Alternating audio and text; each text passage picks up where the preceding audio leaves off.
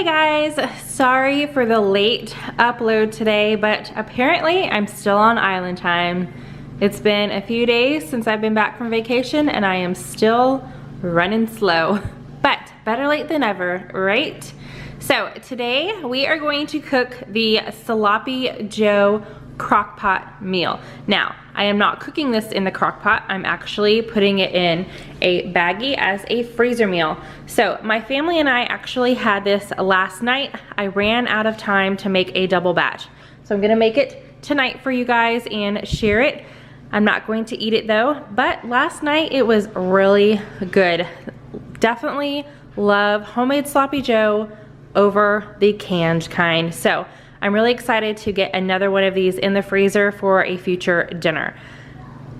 All right, with that being said, here are all the ingredients. So we've got 2 pounds of ground beef, some butter, tomato paste, a green bell pepper and an onion, some Worcestershire sauce, ketchup, I was about to say tomato sauce because I saw the tomato, ketchup, salt and pepper, we've got some minced garlic, ground mustard, chili powder, crushed red pepper, brown sugar, and plain old tap water.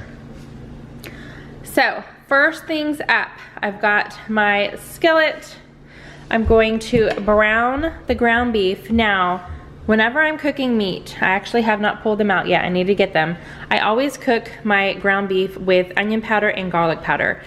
That is not required in this recipe that I have, which I will have down below so you guys can see all the measurements and all that good stuff. But personally, I love the extra bit of flavor that the onion powder and garlic powder adds to ground beef. So I'm going to be doing that for my recipe. I'll leave it up to you if you want to do it in yours. So first up, we are going to actually melt the butter in the skillet and then go ahead and get this ground beef cooked up. All right, the ground beef is cooked. I've already put my garlic in here. It calls for 5 cloves minced, but I use garlic quite often. So I always just pick up this jar of already minced garlic, and half a teaspoon equals 1 clove. So I've got 5 little piles of my half a teaspoon each in there of garlic. I am also going to add an onion and a green bell pepper diced to this and let that cook until it's softened. Now, I've got my Dollar Tree cutting pad here, or cutting board. All I'm going to do is peel this onion, cut off the ends, and then quarter it. Same thing with the bell pepper. I'm going to cut off the ends and then scoop out the insides, and I'm gonna put them in this, and this thing is gonna dice it for me, and it is amazing. This is the Kitchen Plus. I think there's like a number after it, like 3,000 or 5,000 or something like that. It came with a ton of other accessories. This is the part that I use the most often, and it is amazing, you guys. It's gonna take me like maybe 20 seconds to dice both of these in here. So I'm going to leave a link down below. It is available on Amazon. I got it at a local market days. There was like a distributor selling it or something. They had like a little pop-up tent and a ton of these boxes, and I was watching them make salsa, and it just sold me right there on the spot.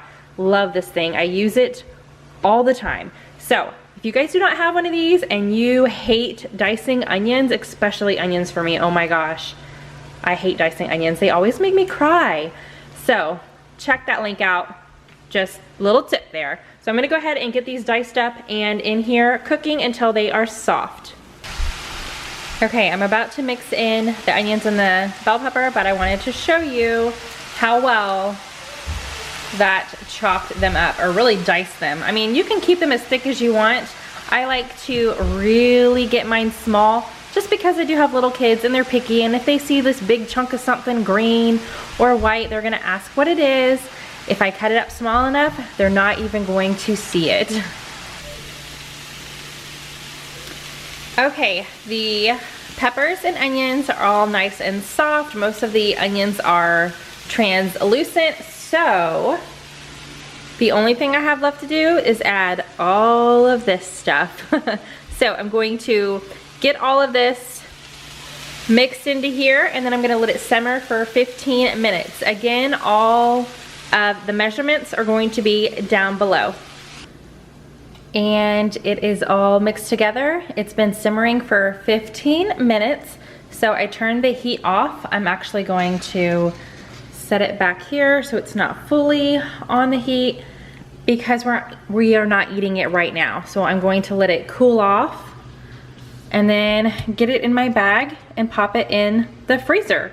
So I will pop back in a little bit once it's cooled off and in my bag so I can show it to you. And then also I just write any notes on my freezer bag that I will need when I am having this for dinner. So for this particular meal, really simple. I'm just going to pull it out of the freezer, and you can either heat it up in your crock pot or a saucepan, whatever you want to do, just until it's warm, because for this particular meal, everything is already cooked. You don't have to cook it on low for like 6 to 8 hours or anything like that, because this meat is already cooked. It's good to go. You just need to warm it up. So I will be back in a bit. And there we have it. Sloppy Joes are done. They are cooled off, and I'm going to pop this bag in my freezer, so whenever I make my meal plan and want Sloppy Joes, I've already got it ready. If you guys love freezer/crock pot meals, please give this video a big thumbs up. If you are new to my channel, I would love for you to subscribe and stick around. I do post daily. If you missed yesterday's video, I will have a link to that in the corner here, and I will see you guys tomorrow with something new. Bye guys.